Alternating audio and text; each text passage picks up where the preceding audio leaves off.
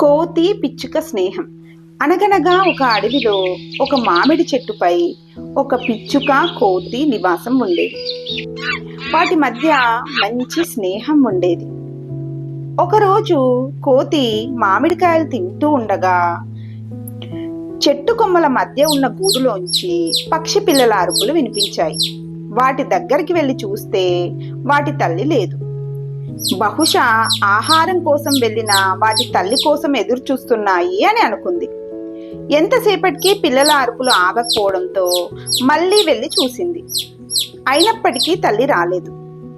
ఈ విషయాన్ని తన స్నేహితుడైన పిచ్చుకకు చెప్పింది.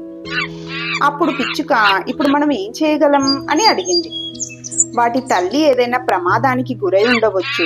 ఒకవేళ సాయంత్రం వరకు రాకపోతే వాటి బాధ్యత నేను తీసుకుంటాను.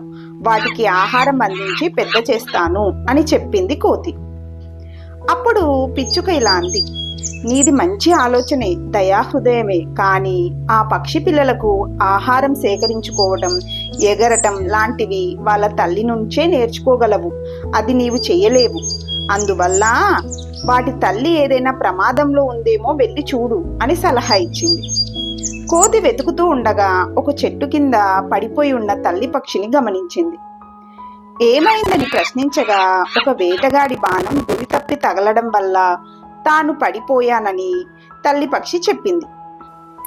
వెంటనే ఆ తల్లి పక్షికి సపర్యలు చేసి పిల్లల వద్దకు చేర్చింది కోతి.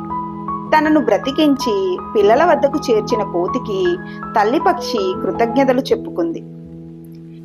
అప్పటి నుండి కోతి పిచ్చుకతో పాటు పక్షి దాని పిల్లలు కూడా ఎంతో ఆనందంగా ఆ మామిడి చెట్టు కింద జీవించసాగాయి. ఈ కథ ద్వారా మనం తెలుసుకోవాల్సింది ఏంటంటే, సహాయం చేయాలని మనసు ఉంటే సరిపోదు, అది ఎలా చెయ్యాలి అని కూడా తెలిసి ఉండాలి.